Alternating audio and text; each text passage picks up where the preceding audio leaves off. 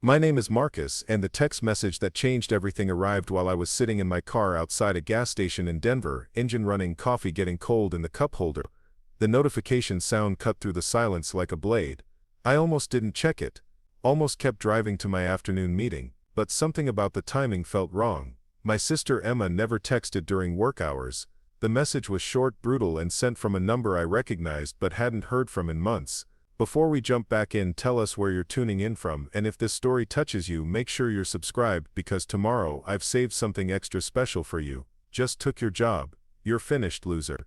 Enjoying the view from Hawaii while you figure out unemployment benefits. Thanks for all the inside info, big brother. You always were too trusting. I stared at the screen until the words blurred. Read it again, then a third time. The phone felt heavier in my hands with each reading. Outside, traffic hummed past on Colfax Avenue, people rushing to appointments and meetings that suddenly felt meaningless. My meeting, the one I was driving to, with Peterson Analytics, the firm that had been courting me for 8 months. My phone buzzed again. This time it was a photo. Emma standing on a beach, designer sunglasses reflecting palm trees, holding what looked like a contract. She was wearing a business suit that probably cost more than my rent. Behind her, the ocean stretched endlessly blue. The caption read, "New Director of Strategic Development, Mahalo, Marcus." I turned off the engine and sat in the parking lot, trying to process what I was seeing. Emma had been unemployed for 6 months. Last I heard, she was struggling to find work in marketing, complaining about the competitive job market, asking for advice about interviews. I'd spent hours on the phone with her, sharing strategies, reviewing her resume, even connecting her with contacts in my network. She'd seemed grateful, desperate, even. The Peterson job, I'd been in final negotiations for weeks. Director of Strategic Development, exactly what the photo caption said. Base salary of $200,000 plus bonuses plus equity. It was supposed to be my fresh start, my chance to build something meaningful after years of grinding at smaller firms. They'd flown me out to their Seattle headquarters twice. The CEO, David Peterson, had personally walked me through their 5-year expansion plan. I scrolled back through my recent conversations with Emma. There they were, scattered across weeks of texts and calls. Details I'd shared without thinking. Peterson's revenue projections, their client acquisition strategy, the specific challenges they were facing in the Pacific Northwest market. Information I'd learned during my interview process. Information that would have given any candidate a massive advantage. My hands shook as I called Peterson's main line. The receptionist's voice was professionally cheerful. "Peterson Analytics, how may I direct your call? This is Marcus Chen. I need to speak with David Peterson immediately." "Oh, Mr. Chen." Her tone shifted, became careful. "I'm sorry, but Mr. Peterson is traveling. Can I take a message? This is about the director position. I need to know what's happening." A pause. "Sir, I believe that position has been filled. You should have received an email." I hung up and checked my inbox. Nothing from Peterson. Check spam. Nothing there either. But there was an email from my current company, Brennan Consulting, sent an hour ago. Subject line, regarding recent developments. The email was from HR, professionally cold and devastating in its efficiency. "We've become aware of potential confidentiality breaches regarding client information and proprietary strategies. Effective immediately, your access to company systems has been suspended pending investigation. Please report to Human Resources tomorrow morning at 9 a.m. I read it twice, then called my direct supervisor, Janet Morrison. Voicemail. Called the HR director. Also voicemail. Called my assistant Maya, who picked up on the first ring. "Marcus, thank God." Her voice was hushed, urgent. "Don't come in today. Something's happening.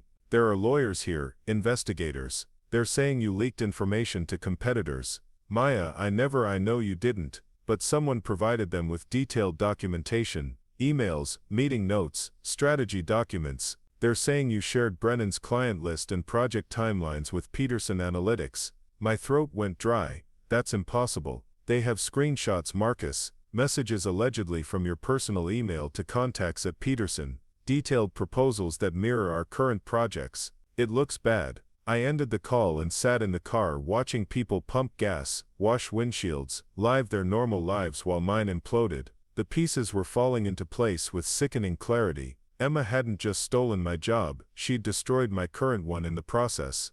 Another text arrived, this one from my mother.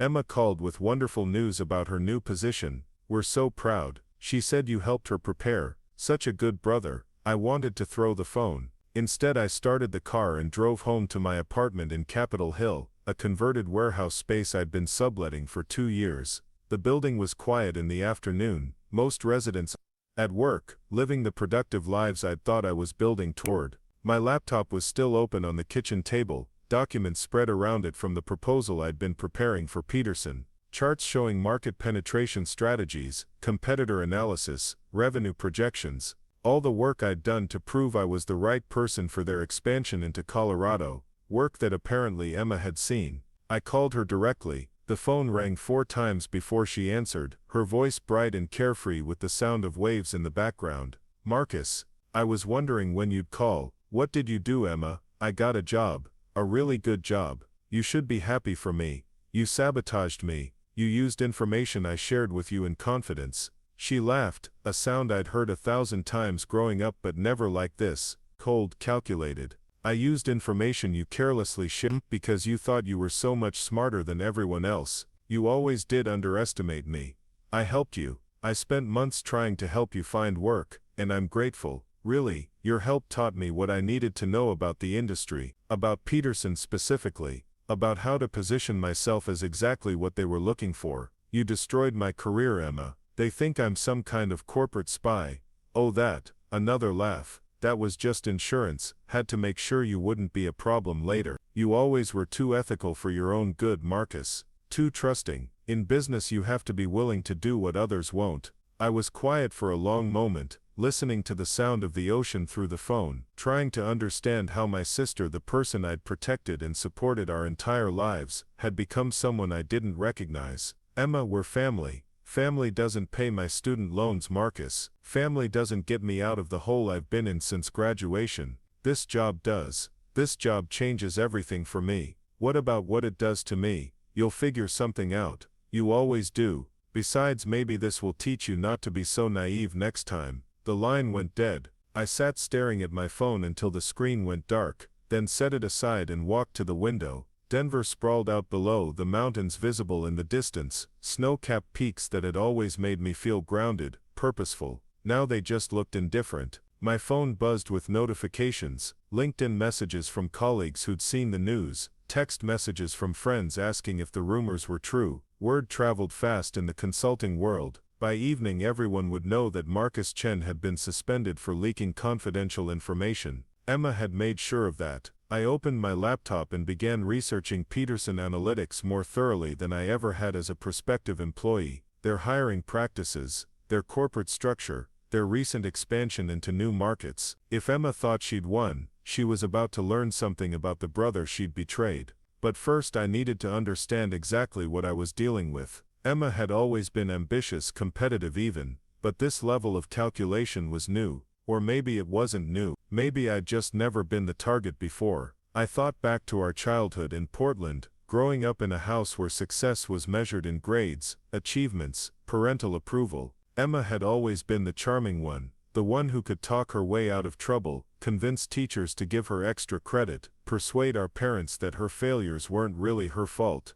I'd been the reliable one. The one who cleaned up messes, covered for her when she didn't finish projects, lent her money when she overspent. Even in college, when she'd majored in communications while I studied business analytics, I'd helped her with presentations, connected her with internship opportunities, shared my network when she graduated. She'd seemed grateful then, appreciative of having an older brother who cared about her success. But maybe what I'd seen as gratitude had actually been something else. Maybe she'd been studying me all along, learning how I worked, what I valued, how to use my own strengths against me. The documentation Maya had mentioned, the screenshots and email evidence that had led to my suspension, would have taken weeks to fabricate convincingly. Emma hadn't planned this in a moment of opportunity. She'd been building toward it, carefully laying groundwork while pretending to need my help. My phone rang, unknown number with a Seattle area code. I almost didn't answer, but curiosity won. "Marcus Chen." The voice was professional, unfamiliar.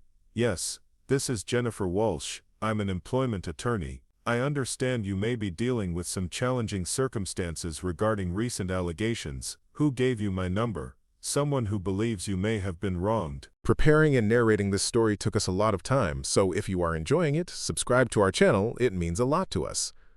Now back to the story. I can't say more over the phone, but I'd like to meet with you. There may be more to your situation than you realize. I was quiet for a moment. What do you mean? Let's just say your sister isn't the only one who's been planning ahead. Are you available to meet tomorrow morning? After I hung up, I sat in my kitchen as darkness fell over the city, trying to piece together what was happening. Someone had contacted a lawyer on my behalf. Someone who knew about Emma, about what she'd done. Someone who suggested there was more to the story. I pulled out a notepad and began writing down everything I could remember about my conversations with Emma over the past 6 months. Every call where I'd shared information about Peterson, every text where I'd mentioned strategies or contacts. If she'd been documenting our conversations, building a case against me, then I needed to start building one too. But as I wrote, I realized something that made my chest tighten. Emma had done more than steal my job and sabotage my current one. She'd done it in a way that would follow me for years. Corporate espionage allegations don't just disappear from background checks. Even if I could prove my innocence, the shadow would remain. She hadn't just taken my present, she'd tried to take my future. My phone buzzed with another message. This time it wasn't from Emma, it was from my father. "Son, your mother and I heard about Emma's new position. We also heard some concerning rumors about your situation. Call us when you can." I stared at the message, wondering what Emma had told them, how she'd spun the story to our parents. Knowing her, she'd found a way to make herself the victim, to suggest that any consequences I was facing were somehow my own fault. But as I sat there in my apartment, surrounded by the wreckage of the life I'd been building, I felt something shifting inside me. Not anger, not yet. Something quieter but more determined. Emma had underestimated me once. She'd seen my trust as weakness, my loyalty as naivety. She'd used my own character against me. She wouldn't get the chance to do it again. I picked up my phone and sent a simple reply to her message from earlier. "Congratulations on the new job, Emma. I hope it's everything you thought it would be." Then I opened my laptop and began to research Emma's new employer more carefully. If she thought she'd won, she was about to learn something about the brother she'd betrayed. Something she should have considered before she decided to destroy me. Peterson Analytics had built their reputation on trust, integrity, and ethical business practices. Their client base included Fortune 500 companies who valued discretion and reliability above all else. The kind of companies that would be very interested to know if their new director of strategic development had built her career on corporate espionage and family betrayal. Emma had always been clever, but she'd made one crucial mistake. She'd assumed I would take this quietly, that I would accept defeat and disappear. She'd forgotten that I'd spent years in strategic consulting, learning how to identify weaknesses, how to build cases, how to present information in ways that change everything. She'd given me a masterclass in betrayal. Now I was going to give her one in consequences. I spent the rest of the evening gathering information, not just about Peterson but about Emma herself. Her social media presence, her professional history, her financial situation. If she'd been planning this for months, then surely there would be traces, digital footprints that told the real story. What I found was even more disturbing than I'd expected. Emma's LinkedIn profile had been carefully curated over the past 6 months, adding skills and experiences that suspiciously matched the Peterson job description. She'd been positioning herself for this specific role while pretending to struggle with unemployment. Her Instagram told a different story. Photos from expensive restaurants, designer clothes, vacation trips that should have been impossible on unemployment benefits. Someone had been funding her lifestyle while she prepared for her move against me. I cross-referenced the timing of her posts with our conversations, building a timeline that showed exactly when she'd been gathering information from me and how she'd used it. Every detail I'd shared about Peterson's needs, their challenges, their expansion plans corresponded to updates in her professional profile. By midnight I had enough documentation to tell a very different story about Emma's new position, but I wasn't ready to use it yet. First I needed to understand who else was involved, who the employment attorney was referring to when she said someone had contacted her on my behalf. Someone else knew what Emma had done, someone was watching, waiting, ready to help me fight back. As I prepared for bed, I thought about the text message that had started this, Emma's casual cruelty in sharing her victory. She'd wanted me to know she'd won, wanted me to feel powerless and defeated. She'd gotten part of what she wanted. I did feel the betrayal, the shock of realizing someone I loved had been planning my destruction, but powerless. That was where she'd miscalculated. I set my alarm for 7 a.m. Tomorrow I would meet with the attorney, learn what options I had, begin building the case that would show the world who Emma really was. She thought she'd buried me with her lies and manipulation. She was about to learn the difference between being buried and being planted. The last thing I did before sleep was send one more message to Emma's phone. By the way, give my regards to David Peterson when you see him. I'm sure he'll be very interested in our conversation. Then I turned off my phone and closed my eyes, already planning the moves that would turn her victory into the beginning of her downfall. Emma had taught me something valuable in her betrayal. She'd shown me that family loyalty was a weakness only if you let it be. She'd shown me that trust was a luxury I could no longer afford. Most importantly, she'd shown me exactly who she really was. And now I knew exactly how to use that knowledge. Tomorrow the real game would begin. The coffee shop Jennifer Walsh had chosen for our meeting was tucked into a quiet corner of Lodo, the kind of place where business deals happened over artisanal pastries and conversations stayed private. I arrived 15 minutes early, claiming a table near the back where I could watch the entrance. My suspension from Brennan had left me with nothing but time, and I'd spent the sleepless night building timelines, cross-referencing dates, preparing for whatever this mysterious attorney was about to tell me. She walked in at exactly 9 a.m., scanning the room with the practiced efficiency of someone accustomed to sizing up situations quickly. Mid-40s, silver-streaked hair pulled back severely, wearing a charcoal suit that probably cost more than my monthly rent. When our eyes met, she nodded once and approached with the kind of measured confidence that comes from winning battles most people don't even know are being fought. Marcus Chen. She extended a firm handshake. Jennifer Walsh, Walsh & Associates. Thank you for meeting me on such short notice. I gestured to the chair across from me. You said someone contacted you about my situation. I need to know who. She settled into her seat, placing a slim leather portfolio on the table between us. Before we get to that, I need to understand exactly what you know about your sister's activities over the past year. Activities? I leaned forward. You mean beyond destroying my career and stealing my job? That's only the beginning, Mr. Chen. Emma hasn't been unemployed for 6 months. She's been working as a corporate intelligence consultant for a firm called Meridian Strategic Solutions. Her specialty is competitive infiltration, gathering proprietary information from target companies through personal relationships. The words hit me like ice water. You're saying she's a professional spy? Corporate espionage technically, legal in the gray areas where Meridian operates, devastating for the targets. Jennifer opened her portfolio and slid a photograph across the table. This was taken 3 months ago at a conference in San Francisco. Emma with Meridian's founder Vincent Torres. I stared at the image.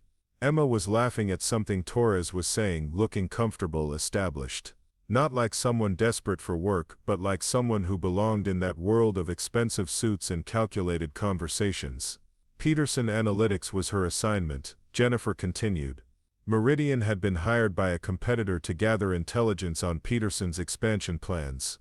Emma's job was to identify someone with inside access and exploit that relationship. The realization felt like swallowing broken glass. I was the target from the beginning. Your sister spent months researching you, learning your habits, your values, your vulnerabilities. The unemployment story, the desperate phone calls asking for help, all of it was carefully orchestrated to make you want to protect her. I thought about all those conversations, the hours I'd spent coaching Emma through interview preparations that were apparently fictional, the way she'd seemed so grateful for my guidance. Every detail I'd shared about Peterson, every strategy session, every moment of brotherly concern had been feeding directly to their competitors. Who hired you? I asked. David Peterson himself. Jennifer's expression softened slightly.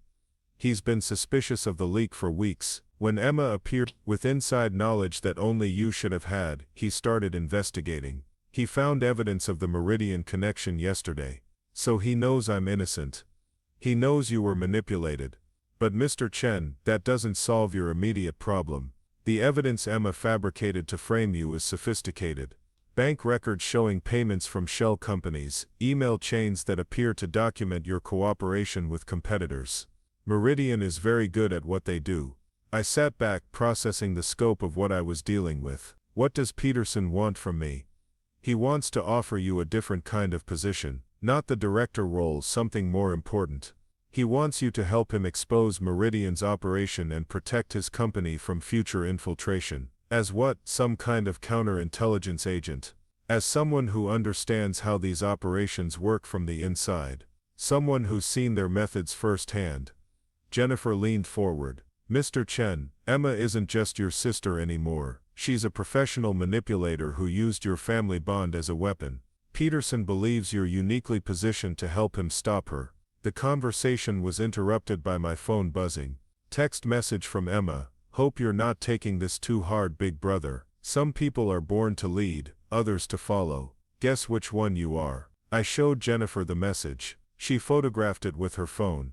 She's monitoring you, she said. Probably has been for months. Meridian teaches their operatives to maintain contact with targets even after mission completion. Information is always valuable. She's still gathering intelligence on me, and on anyone else in your network who might be useful later. Your contacts, your former colleagues, your friends. To Emma, you're not family anymore. You're a resource to be managed. I thought about my parents, about the message my father had sent. She's positioning herself as the victim with our family, isn't she? Making it seem like I brought this on myself. That's standard protocol. Operatives are trained to control the narrative, ensure that if their activities are discovered, the target appears to be the aggressor. Jennifer pulled out another document.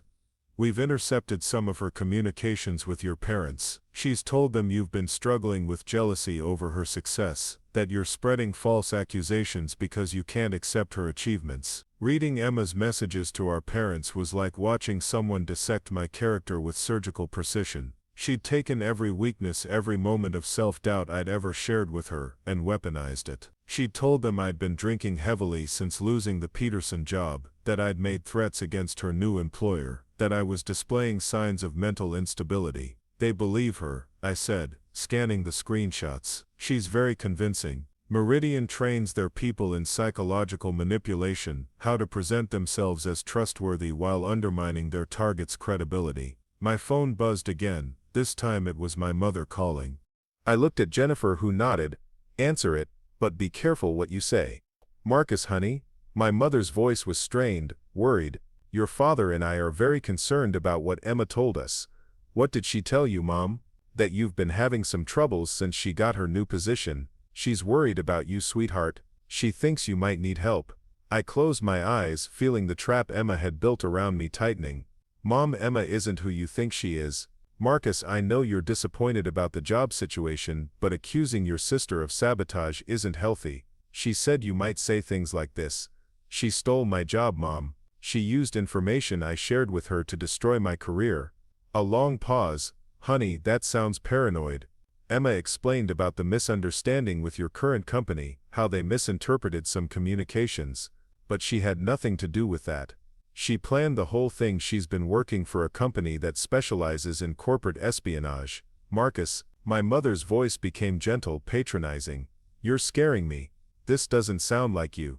I looked at Jennifer, who was taking notes on everything I was saying. Mom, I need you to listen to me carefully. Emma is not unemployed. She's been lying to all of us for months. She showed us her contract, Marcus. She's working for a legitimate consulting firm in Hawaii. She's finally getting her life together, and I won't let you tear her down because you're having problems. After I hung up, Jennifer slid a business card across the table. Dr. Sarah Whitmore, forensic psychologist. She specializes in cases involving family manipulation and corporate espionage. You're going to need her. Why? Because Emma's next move will be to have you declared mentally unstable. If she can convince your family and former colleagues that you're having a breakdown, it discredits anything you might say about her activities. I stared at the card, understanding the full scope of what Emma had done. She hadn't just stolen my job and destroyed my career. She'd systematically isolated me from everyone who might support me, turned my own family into weapons against me. There's something else, Jennifer said. Emma isn't the only family member Meridian has targeted. They've been investigating your cousin Derek in Portland. He works for a tech startup with some promising intellectual property. Derek, my cousin who'd always looked up to me, who'd called me for advice when he was choosing between job offers. She's going after him next. The pattern fits. Family members make ideal targets because they trust each other, share information freely. Meridian has been building a network of intelligence assets by exploiting family relationships across multiple industries. My phone buzzed with another message from Emma. Talk to mom and dad, they're really worried about you.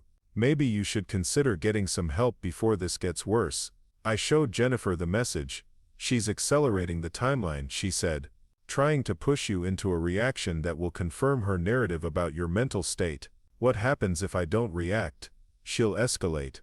Create a crisis that forces you to respond emotionally, then use that response as evidence of instability. I thought about Derek, about my parents, about everyone Emma could still hurt while positioning herself as the concerned family member trying to help her troubled brother. What does Peterson want me to do? Go undercover.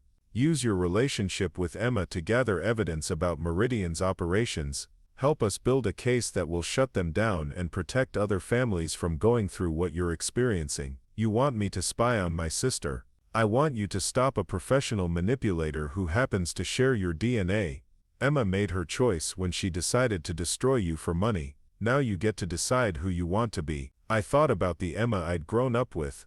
The sister who'd come to me when she was scared, who'd asked for help when she was struggling. But that person might never have existed.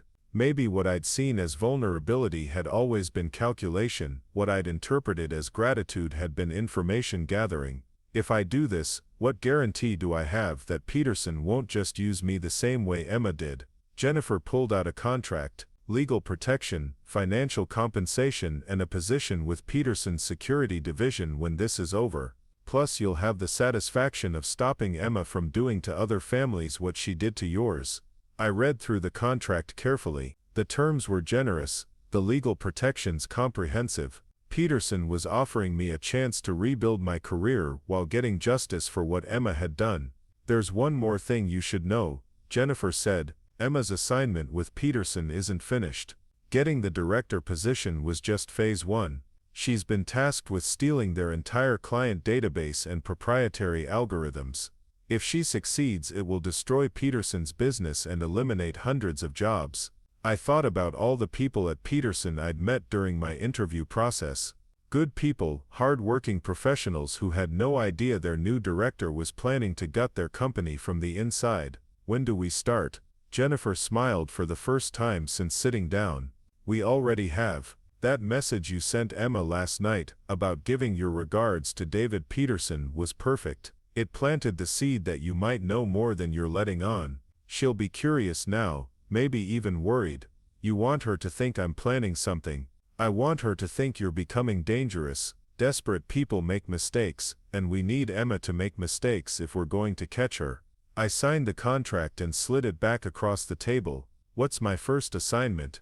Call Emma. Tell her you want to apologize, that you've been thinking about what she said, that maybe she was right about you being too trusting. Make her believe you're accepting defeat. And then we see how far she's willing to go to destroy someone who's supposed to love her. That afternoon, I called Emma from my apartment. She answered on the second ring, her voice cautious but curious. Marcus, I wasn't sure you'd call after our conversation yesterday. I've been thinking about what you said, about me being too trusting, too naive. And maybe you were right. Maybe I've been looking at this all wrong. I could hear her relief through the phone. I'm glad you're starting to see it that way. This doesn't have to be personal, Marcus. Business is business. I keep thinking about how well you played this, how long you were planning, how perfectly you executed everything. It's actually impressive. Thank you. Her voice warmed with pride. It wasn't easy, but I learned a lot about strategy from watching you all these years. I bet you did. So what's next for you at Peterson? Big plans. Oh, learning the ropes, understanding their systems, building relationships, the usual new job stuff. Right. Well, I'm happy for you, Emma. Really, you deserve this success. After I hung up, I called Jennifer. She bought it, but she's being careful about what she tells me. That will change. Keep reaching out, keep seeming defeated and admiring. She'll want to gloat eventually, and when she does, she'll reveal more than she intends. Over the next few days, I maintained contact with Emma, sending occasional texts that reinforced my apparent acceptance of defeat.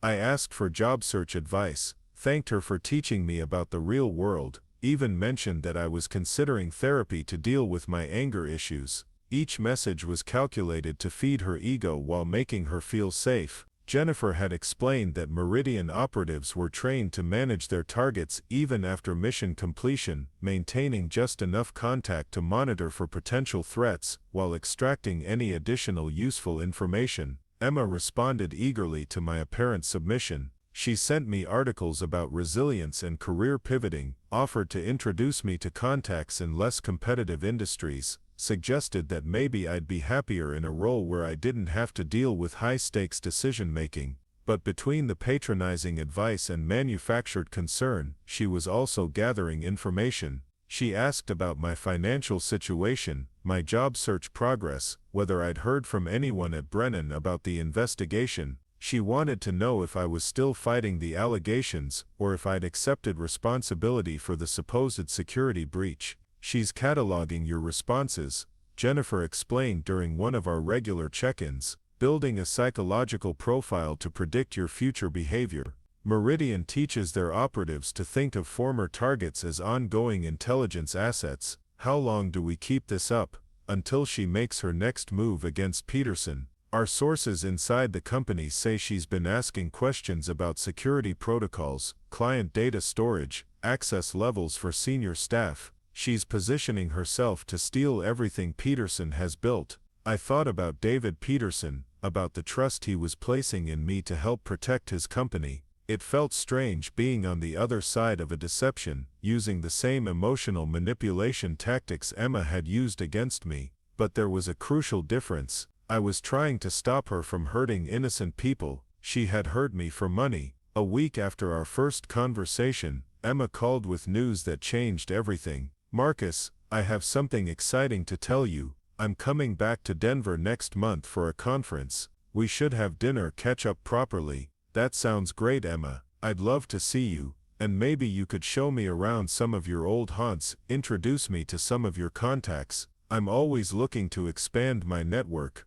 There it was. She wanted access to my professional relationships, probably to identify potential future targets for Meridian. Even after destroying my career, she saw me as a resource to be exploited. "Of course, I'd be happy to help however I can. You're such a good brother, Marcus. I know this has been hard for you, but I think it's going to make us both stronger in the long run." After we hung up, I called Jennifer immediately. "She's coming to Denver. She wants me to introduce her to my contacts." "Perfect. This is our chance to catch her in the act of actively recruiting new targets. We'll set up meetings with people who can document her activities, maybe even some Peterson employees who can pose as contacts from other companies. You want to run a sting operation. I want to give Emma enough rope to hang herself with, and Mr. Chen, based on what we've seen so far, she's going to take all the rope we offer." The next few weeks were spent in careful preparation. Jennifer's team identified several Peterson employees who could pose as contacts from other companies, potential future targets for Meridian's operations. We rehearsed scenarios, planned conversations, set up surveillance that would document Emma's recruitment attempts. But as the date of her visit approached, I found myself struggling with unexpected emotions. Despite everything she'd done, despite the professional manipulation and calculated betrayal, part of me still remembered the sister I'd grown up with. The little girl who'd come to my room during thunderstorms, the teenager who'd called me crying after bad breakups, the college student who'd been so proud when I helped her land her first internship. Had that person ever been real, or had Emma always been exactly who she was now? "It's normal to feel conflicted," Dr. Whitmore explained during one of our sessions. "Victims of family manipulation often struggle with cognitive dissonance. The person who hurt you shares your history, your memories, your genetic code. It's natural to want to believe that somewhere inside the manipulator is the person you loved. But you don't think that's true. I think people reveal who they really are under pressure." Emma's response to career difficulties wasn't to work harder or ask for legitimate help. It was to systematically destroy someone who trusted her. That tells you everything you need to know about her character. The night before Emma's arrival, I sat in my apartment looking through old family photos. Pictures of us as children, building snow forts in Portland, opening Christmas presents, graduating from high school. In every image, Emma looked like the sister I remembered, the person I'd thought I was protecting and helping all these years. But now I knew those photos were documenting something else entirely. They were evidence of how long Emma had been learning to manipulate me, studying my reactions, understanding how to use my love for her as a weapon. Tomorrow I would see her for the first time since everything changed. She would sit across from me at dinner, probably in some restaurant she'd chosen for its surveillance potential, and she would smile and laugh and pretend to care about my well-being while gathering intelligence for her next operation. And I would smile back, pretend to believe her concern was genuine, and gather the evidence that would finally show the world who Emma really was. The game was about to begin in earnest. Emma thought she was coming to Denver to exploit her defeated brother one more time. She had no idea she was walking into a trap that would expose everything she'd built her new life on. I fell asleep that night thinking about something Jennifer had told me during our first meeting. The best way to beat a professional manipulator is to become better at the game than they are. Emma had taught me well. Now it was time to show her what an excellent student I'd become. Emma stepped off the plane at Denver International Airport looking like she owned the world. Designer luggage, perfectly styled hair, and that confident smile I'd seen her practice in mirrors since we were teenagers. But now I knew what that smile really meant. It wasn't confidence, it was calculation. I waited by the baggage claim, watching her navigate through the crowd with the ease of someone who'd spent months learning to read rooms, assess threats, identify opportunities. When she spotted me, her expression shifted into something softer, more familiar. The sister act. Marcus. She hugged me tightly, and for a split second, muscle memory almost made me believe it was genuine. You look good. Rested. Thanks. You look like Hawaii agrees with you. Oh, it does. The work is challenging, but I'm finally where I belong. She linked her arm through mine as we walked toward the exit. I'm so glad we're doing this. I've missed you. The surveillance team Jennifer had arranged was invisible, blended into the airport crowd with the professionalism that comes from years of corporate intelligence work. Emma would never spot them, but every word we spoke was being recorded, every gesture documented. She thought she was in control of this reunion. She had no idea she was walking into the most comprehensive sting operation Peterson Analytics had ever run. We drove to her hotel in my car, making small talk about the weather, the flight, her new apartment in Honolulu. She asked about my job search with the kind of manufactured concern that would have fooled me completely a month ago. Now I could hear the information gathering beneath the sisterly care. Have you heard anything more from Brennan about the investigation? She asked as we pulled into downtown traffic. They cleared me of any wrongdoing last week. I lied smoothly. Turns out someone else had been leaking information. They actually offered me a promotion to stay. I watched her face in the rearview mirror. Just for a moment her mask slipped. Surprise, then something that looked almost like disappointment. That's wonderful news, Marcus. I'm so relieved. But she wasn't relieved. She was recalculating. Meridian had trained her to manage aftermath, to ensure targets remained neutralized even after operations concluded. My apparent recovery from her sabotage was an unexpected variable in whatever long-term strategy they developed. I turned it down though. I continued. After everything that happened, I think I need a fresh start. Maybe something in consulting, like what you're doing. Consulting is certainly rewarding, she said carefully, though it takes a particular mindset. You have to be willing to prioritize results over relationships sometimes. Is that what you've learned in Hawaii? Among other things. She was quiet for a moment, studying me with new attention. Marcus, can I ask you something? That message you sent me about giving your regards to David Peterson, what did you mean by that? I'd been waiting for this question, just that I hoped you'd put in a good word for me if the opportunity arose. I know he wasn't thrilled about how things ended. What makes you think I'd have any interaction with Peterson beyond normal business channels? Nothing specific, just thought you might cross paths eventually. The consulting world is smaller than people think. Emma nodded, but I could see her mind working. She was trying to determine how much I knew, whether my comment had been innocent or if I suspected something about her real assignment at Peterson Analytics. We had dinner at a trendy restaurant in the Reno district, the kind of place Emma had chosen specifically because it would be loud enough to make surveillance difficult while intimate enough to encourage confidential conversation. She'd selected a corner table with good sightlines to the entrance, positioning herself so she could watch for anyone who might be monitoring us. But what Emma didn't know was that half the other diners were Peterson employees, carefully positioned to document her behavior while appearing to enjoy their own meals. The couple at the table behind us were senior security analysts. The businessman reading emails near the bar was Peterson's head of information technology. Even our waiter was part of the operation, equipped with recording devices that would capture every word Emma spoke. "So tell me about your new colleagues," she said as we shared an appetizer. "Anyone interesting I should know about?" "A few. There's this woman Sarah who works in data analytics, really sharp, and a guy named Mike who's transitioning from military intelligence to corporate security. Both of them have fascinating perspectives on information management." Emma leaned forward slightly.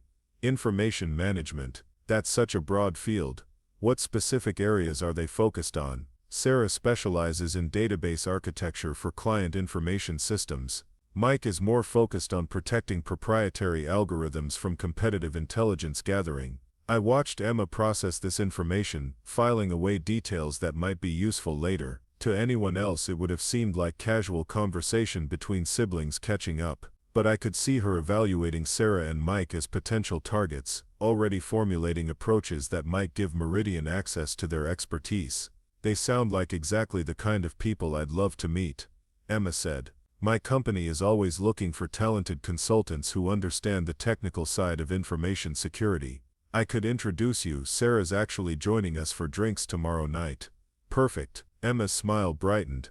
"I'd love to learn more about her work." What Emma didn't know was that Sarah Martinez was one of Peterson's most skilled counterintelligence specialists, trained in exactly the kind of manipulation tactics Emma would try to use. Tomorrow's meeting would be Sarah's opportunity to gather evidence of Emma's recruitment techniques, while feeding her false information designed to expose Meridian's broader operations. As dinner progressed, Emma gradually shifted into what I now recognized as her intelligence gathering mode. She asked about my financial situation with apparent sisterly concern, probing to understand whether I might be vulnerable to recruitment myself. She mentioned job opportunities in Hawaii, painting pictures of exciting consulting work that required people with my background and security clearances. "You know, Marcus, there might be opportunities for someone with your experience in strategic analysis. Companies like mine value people who understand how information flows within organizations." "What kind of work specifically?"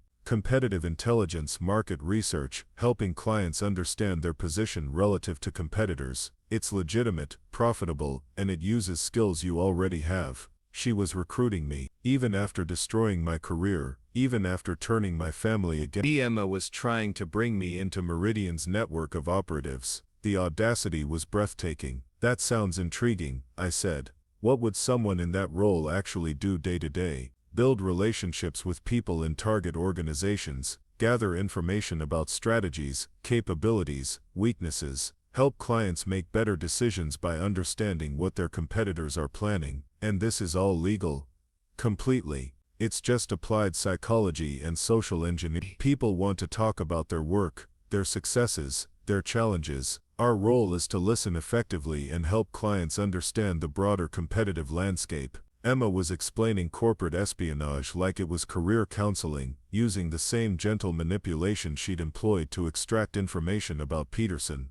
But every word was being recorded, every technique documented for the legal case Jennifer was building against Meridian. After dinner we walked through downtown Denver, Emma commenting on how much the city had changed since our childhood visits to see relatives. But I could feel her attention shifting, becoming more focused. She was preparing for something. "Marcus, there's something I need to tell you, something I probably should have mentioned earlier." "What is it?" "When I took the Peterson position, I learned some things about the consulting industry that concerned me, about how some firms operate, the methods they use to gather information." She paused beside a fountain, choosing her words carefully.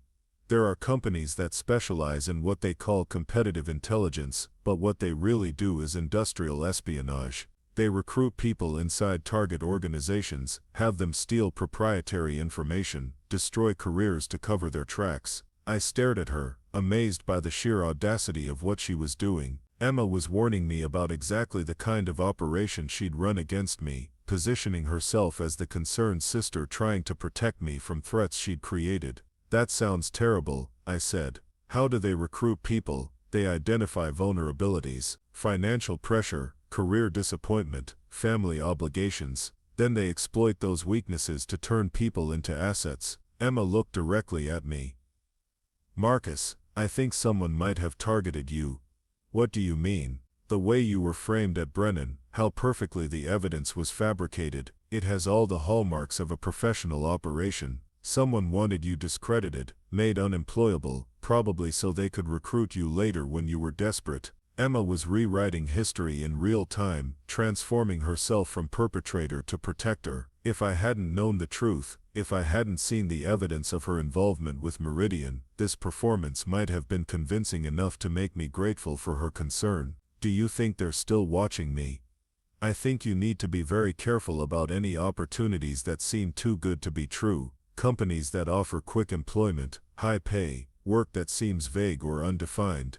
That's how these operations typically present themselves. She was inoculating me against Peterson's legitimate offer, trying to ensure that if I was approached by law enforcement or rival intelligence firms, I would dismiss them as part of the same network that had supposedly targeted me initially. Emma, how do you know so much about this? Research. When I realized what might have happened to you, I started investigating. My company has resources for this kind of analysis. She touched my arm gently. Marcus, I'm worried about you. These people are sophisticated, patient. They could be planning to approach you again. What should I do? Be suspicious of anyone who claims they can help you get revenge against me or clear your name. Be especially careful of anyone who knows too much about what happened at Brennan or Peterson. That's how you'll recognize them. Emma was systematically undermining every legitimate resource I might turn to for help. If I'd been the naive target she thought I was, her warnings would have effectively isolated me from anyone who could expose her real role in my destruction. But I wasn't naive anymore. I was learning to think like Emma, to see the chess game several moves ahead, and I was beginning to understand that this conversation wasn't just about protecting her operation, it was about preparing for something bigger. Emma, can I ask you something? And I need you to be completely honest with me.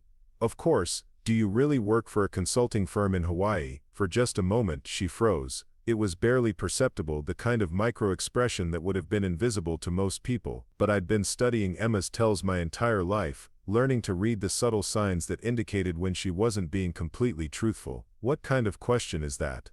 The kind that someone asks when they've started putting pieces together that don't quite fit. Emma studied my face with new intensity. Marcus, what exactly are you suggesting? I'm suggesting that my little sister is a lot more sophisticated than she used to be. I'm suggesting that maybe the consulting firm's story is cover for something else entirely. You're being paranoid. Am I? Or am I finally learning to think the way you've taught me to think? We stood beside the fountain in silence, each of us recalculating. Emma was trying to determine how much I knew and whether I represented a threat to her operations. I was waiting to see if she would abandon her cover story and reveal something closer to the truth. Marcus, I'm going to tell you something and I need you to promise me you'll keep it confidential. I promise. My work in Hawaii isn't traditional consulting, it's more specialized. Government contracts, security clearances, the kind of work where details can't be discussed openly. She was giving me a new cover story, one designed to explain her access to sophisticated intelligence gathering techniques while maintaining plausible deniability about her specific activities. Intelligence work, information security, protecting American companies from foreign espionage operations. It's why I know so much about the tactics used against you. Emma was wrapping herself in the flag, positioning her espionage activities as patriotic service rather than corporate theft. It was brilliant misdirection that would make it much harder for anyone to challenge her claims without appearing unpatriotic themselves. So when you took the Peterson job, I was placed there to protect them from a suspected infiltration attempt. Someone had been feeding their competitive intelligence to rival firms. My job was to identify the source and neutralize the threat, and you think that someone was me? I thought it might be. The evidence certainly suggested it. But now, Emma paused, looking troubled. Now I'm not sure. The more I learn about how these operations work, the more I think you were set up by the real source. She was offering me redemption, a path back to innocence that would require only that I accept her version of events and abandon any investigation into her true activities. It was masterfully done, appealing to my desire to believe in her while giving her cover for everything she'd done. Emma, if that's true, if I was framed, then you have access to resources that could clear my name completely. It's not that simple. The investigation is ongoing, classified. I can't interfere without compromising the entire operation, but you could help me understand what really happened. I'm trying to. That's why I'm here, why I'm telling you things I probably shouldn't, because you're my brother, and I won't let them destroy you for something you didn't do. Emma was offering to become my ally in fighting an enemy she'd created, positioning herself as the only person who truly understood the forces arrayed against me. If I accepted her narrative, I would become completely dependent on her protection, unable to seek help from anyone else without seeming to betray national security interests. It was the most sophisticated manipulation I'd ever witnessed. Emma had transformed herself from corporate spy to patriotic defender, from my destroyer to my savior, all while maintaining plausible explanations for every piece of evidence that might contradict her story. But there was one thing Emma didn't know. Every word of our conversation was being transmitted to Peterson's security team, where analysts were documenting each new lie, each shift in strategy, each attempt to manipulate my perceptions. Emma, I need to ask you something else, and I really need you to be honest with me. Anything. Are you still gathering intelligence on me? She looked genuinely surprised by the question. What do you mean? I mean, are our conversations being reported to someone? Are you documenting my responses, my behavior, my contacts? Marcus, you're my brother. Everything we discuss is personal, family business. I would never betray your confidence. It was perhaps the most brazen lie she'd told all evening. My phone had been buzzing intermittently with text messages that I knew were from Meridian handlers, checking in on her progress, receiving updates on information gathered. Good, because I've been thinking about what you said earlier, about being careful who I trust. Yes. And I've realized that the only person I can really trust is you. You're the only one who's been honest with me about what's really happening. Emma's smile was radiant. Marcus, that means everything to me. I know this has been confusing, frightening even, but I promise you, I will do everything in my power to protect you. I believe you, and I want to help you with whatever you're really doing. If there are threats to American companies, if there are foreign agents operating in our markets, then I want to be part of stopping them. That's very brave of you, but this kind of work requires specific training, security clearances, psychological evaluation. It's not something you can just volunteer for.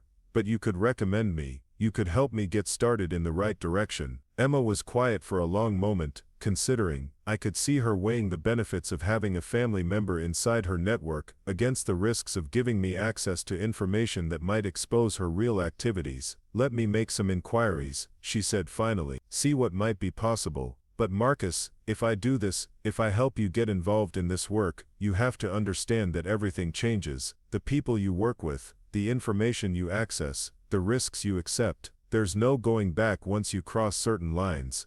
I understand, and I'm ready. As we walked back to her hotel, Emma's demeanor shifted again. She was no longer the concerned sister or the patriotic defender. She was a professional operative who just recruited a new asset, someone with access to networks and information that could advance Meridian's interests. There's someone I'd like you to meet tomorrow, she said as we reached the hotel entrance. A colleague who's in town for the same conference I'm attending. He might be able to provide some guidance about opportunities in the security field. What kind of conference? Information systems management. Very technical, but there are always opportunities to network with people who work in sensitive positions. Emma was inviting me to meet her Meridian handler, the person who would evaluate my potential as an operative, and begin the process of turning me into the kind of asset she'd pretended to be for Peterson. It was exactly the opportunity Jennifer's team had been hoping for. I'd be honored to meet him. His name is Vincent Torres, very experienced in the field, good instincts for identifying talent.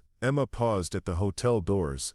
Marcus, I want you to be completely honest with Vincent. Tell him about your background, your skills, your willingness to serve your country, but also tell him about what happened at Brennan, how you were targeted and framed. He needs to understand the full scope of what you've been through. Why? Because people who've been through what you've experienced, who've seen how these operations work firsthand, often make the most effective counterintelligence assets. Your pain, your anger, your desire for justice, those are powerful motivations that can be channeled into productive service. Emma was describing exactly the recruitment psychology Meridian used to turn victims into operatives. People who'd been betrayed, humiliated or destroyed, were often the most willing to participate in operations against others, driven by a desire for revenge that could be redirected toward new targets. But Emma didn't know that I'd already been recruited, that I was already working for the people she was trying to protect herself from. She thought she was bringing me into her network. In reality, she was walking Vincent Torres directly into the trap Jennifer's team had spent weeks preparing. Thank you, Emma, for everything. for being honest with me, for protecting me, for giving me a chance to turn this nightmare into something meaningful. That's what family is for, Marcus. We protect each other, no matter what. As I drove home that night, I thought about Emma's final words. We protect each other, no matter what. It would have been touching if it weren't so completely false. Emma had never protected me. She'd exploited me, manipulated me, destroyed my career and turned my family against me. But she'd convinced herself that her lies were protection, that her manipulation was love. Tomorrow, Vincent Torres would meet the brother Emma thought she'd recruited. He would see someone eager to serve his country, angry about being betrayed, ready to channel his pain into productive intelligence work.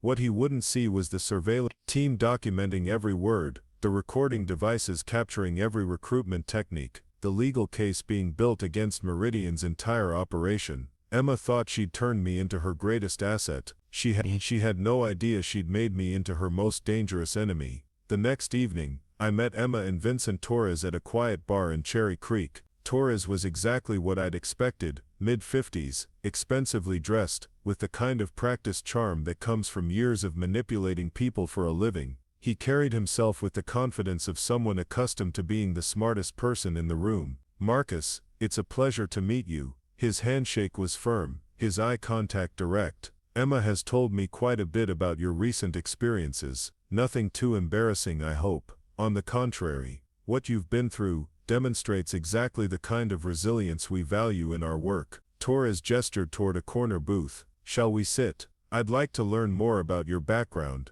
As we settled into our seats, I noticed Emma watching me carefully. She was evaluating my performance, making sure I presented myself in a way that would appeal to Torres while reinforcing the narrative she'd constructed about my situation. Emma mentioned that you work in information security, I said to Torres. Among other things, my company specializes in protecting American businesses from foreign intelligence operations. It's challenging work, but deeply rewarding for people who understand the stakes involved. What kind of stakes? Industrial espionage costs American companies hundreds of billions of dollars annually. Foreign governments and criminal organizations have sophisticated networks designed to steal our technological advantages, our competitive strategies, our proprietary research. Torres leaned forward slightly.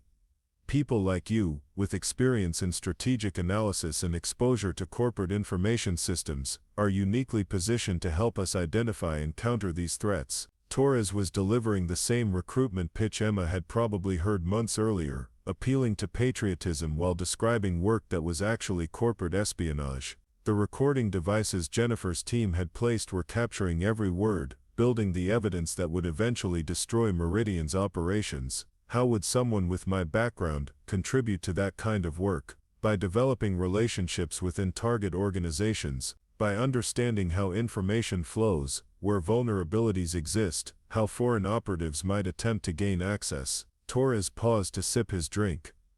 Emma tells me you've already been targeted by exactly the kind of operation we work to prevent. The situation at Brennan Consulting. Precisely. Someone went to considerable effort to frame you for activities you didn't engage in. That suggests you had access to information they wanted to discredit or control. Torres was reframing my victimization as evidence of my value, suggesting that being targeted proved I was worth recruiting.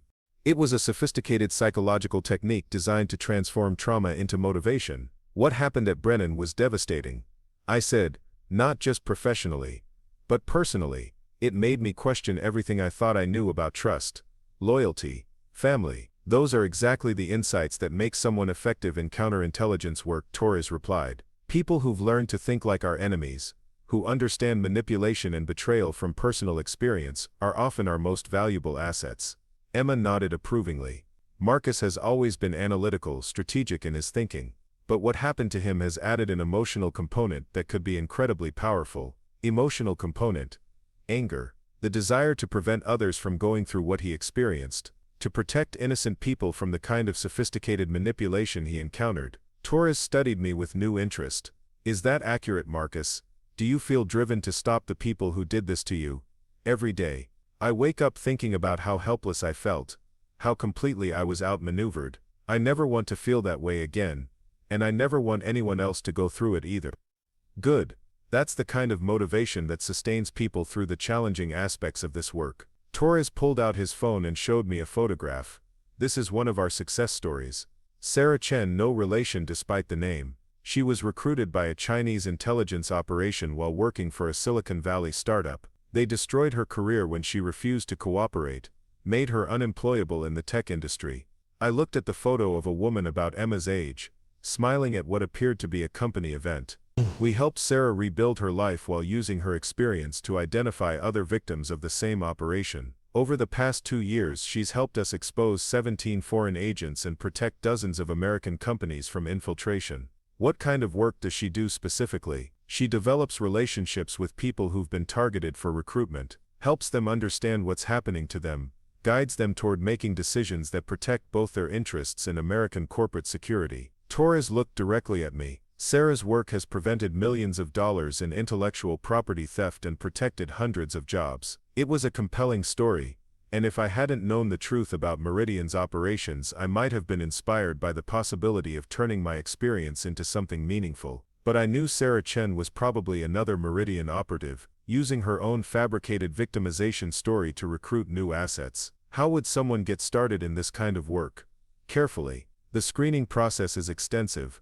The security clearances take months to obtain. But for the right person, someone with your background and motivation, we can expedite certain aspects of the evaluation. Torres was describing the same recruitment pipeline Emma had probably gone through, the gradual process by which Meridian identified, evaluated, and trained new operatives. What would the first steps be? Psychological evaluation, background investigation, skills assessment. But before any of that, we need to understand your current situation more completely. Torres leaned back in his seat. Emma mentioned that you've been cleared of wrongdoing at your previous company. What's your employment status now? I'm between positions, taking time to consider my options carefully after what happened. And your financial situation? Stable for now. I have savings, some investments. Not desperate, if that's what you're asking. Torres nodded approvingly. Financial desperation makes people unreliable. We prefer working with individuals who are motivated by principle rather than necessity. What about family obligations? Relationships that might complicate security clearance investigations? I glanced at Emma. My relationship with my sister is the most important thing in my life. She's been my anchor through everything that's happened. That's exactly what we like to hear. Family members who work in related fields often provide invaluable support and guidance. Torres smiled at Emma. Having a sister who understands the challenges of this work would be a significant advantage. Emma beamed with pride. Marcus has always been someone I could trust completely. I know he'd approach this work with the same integrity he's shown throughout his career. Integrity is essential, but so is adaptability. The work we do sometimes requires flexibility in how we interpret traditional ethical boundaries. Torres watched my reaction carefully. For example, developing relationships with targets sometimes means allowing them to believe things that aren't completely accurate. Does that present any moral concerns for you? Torres was testing my willingness to lie, to manipulate, to engage in the kind of deception that was central to Meridian's operations. It was a crucial moment in the recruitment process when candidates either demonstrated their suitability for espionage work or revealed themselves as too ethical to be useful. I think context matters, I said carefully. If lying to someone prevents them from being victimized by a foreign intelligence operation, then it's justified. If it protects American jobs and technological advantages, then it's patriotic. Excellent perspective. That kind of moral flexibility, combined with clear understanding of the greater good we're serving, is exactly what we need. Torres spent the next hour describing Meridian's training program, the kind of assignments new operatives might expect, the career advancement opportunities available to successful agents. Everything was presented in terms of national service and corporate protection, with no mention of the industrial espionage and competitive intelligence gathering that was their actual business model. As the evening progressed, I found myself genuinely impressed by the sophistication of Meridian's operation. They'd created a complete fictional framework that transformed corporate theft into patriotic service, making their operatives feel noble about activities that were actually criminal. Marcus, I'm impressed by what I've seen tonight, Torres said as our conversation wound down. I think you'd be an excellent addition to our team. Are you interested in moving forward with the evaluation process? Absolutely. When would we start? Emma can provide you with the initial paperwork. background questionnaires, financial disclosure forms, contacts for the psychological evaluation. The process typically takes 4 to 6 weeks, but given your unique experience and Emma's recommendation, we might be able to accelerate certain aspects. Torres handed me a business card with minimal information, just his name, a phone number and an email address, no company name, no physical address, nothing that would help law enforcement trace Meridian's operations. One final question, Marcus. The people who targeted you at Brennan Consulting, the ones who framed you for their crimes, if you had the opportunity to expose their operation, to ensure they faced consequences for what they did to you, would you take it? Without hesitation. Good. Because part of your training will involve learning to identify and counter exactly those kinds of operations. You'll help us protect other potential victims while ensuring that the people who hurt you face appropriate justice. Torres was promising me revenge against myself, the opportunity to expose operations identical to the one Emma had run against me. The irony was so perfect it was almost beautiful. After Torres left, Emma and I walked to the parking garage where I'd left my car. She was practically glowing with excitement about how well the meeting had gone. Marcus, you were perfect tonight. Exactly the right balance of anger and professionalism, motivation and stability. Vincent was really impressed. He seems like someone who knows what he's doing. He's one of the best in the field. If he's willing to fast-track your evaluation, it means he sees real potential in you. Emma was basking in the success of her recruitment, proud of having brought her brother into the network that had given her purpose and financial security. She had no idea she'd just introduced Vincent Torres to the most comprehensive counterintelligence operation Peterson Analytics had ever run. Emma, can I ask you something personal? Of course. Do you ever miss the person you used to be? Before all this started, she was quiet for a long moment, considering the question. You mean before I learned how the world really works? Before I understood that success requires being willing to do things that nice people won't do? I mean before you became someone who could destroy her brother's life for money. Emma stopped walking. We were alone in the parking garage, surrounded by concrete pillars and dim fluorescent lighting. For the first time since her arrival in Denver, her mask slipped completely. You know, I've known for weeks. Corporate espionage, Meridian Strategic Solutions, Vincent Torres, all of it. Emma's expression shifted through surprise, anger, and something that might have been relief. How long have you known?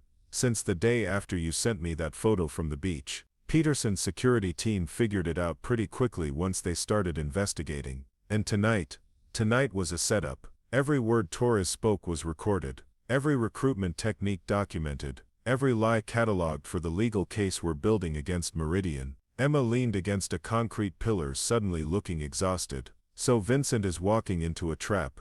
Vincent is already in the trap. He just doesn't know it yet. And me. You destroyed my life, Emma. You turned our parents against me, sabotaged my career, tried to have me declared mentally unstable. What do you think happens to you? Emma was quiet for a long time, staring at the concrete floor. When she finally looked up, there was something different in her eyes. Not the calculation I'd become accustomed to, but something more human. Marcus, I know you won't believe this, but I never wanted to hurt you. You spent months planning to hurt me. I spent months trying to find a way to do my job without hurting you. But Meridian doesn't give you choices. Once you're in, once you know what they know, you do what they tell you or you become a liability. So you chose to destroy me instead of walking away. I chose to survive. And I thought, I hoped that you'd survive too, that you'd rebuild, find something better. Emma reached into her purse and pulled out a thick envelope. Everything's in here. Bank account numbers, communication protocols, the names of every Meridian operative I've worked with. Consider it my resignation letter. I took the envelope, feeling its weight. Why? Because you're right. I did miss the person I used to be. And maybe it's not too late to find her again. As I drove home that night, I thought about Emma's final words, about the possibility of redemption even after betrayal, so profound it had redefined our relationship forever. The envelope on my passenger seat contained enough information to destroy Meridian's entire network, to protect countless potential victims from experiencing what I'd gone through. But it also contained something I hadn't expected, proof that somewhere beneath the professional manipulator Emma had become, the sister I'd grown up with might still exist. Tomorrow Jennifer's team would arrest Vincent Torres and begin dismantling Meridian's operations. Emma would face consequences for her choices, legal and personal repercussions that would follow her for years. But tonight, for the first time since this whole nightmare began, I felt something I hadn't expected to feel again. Hope that the story of our family might not be over, that even the deepest betrayals might not be beyond forgiveness. The game was finally over. Emma had lost everything she'd built her new life on, but maybe in losing everything she'd found something more valuable, the chance to remember who she'd been before the lies began. I pulled into my driveway and sat in the car for a moment, looking at the lights of Denver spread out below. Somewhere in that city, Vincent Torres was probably reporting to his handlers about the promising new recruit he'd met tonight. He had no idea that by morning he'd be in federal custody, his entire operation exposed. Emma was right about one thing in this business: there's no going back once you cross certain lines. But sometimes if you're very lucky and very brave, you can find a way forward that leads to something better than what you left behind. Up next, you've got two more standout stories right on your screen. If this one hit the mark, you won't want to pass these up. Just click and check them out.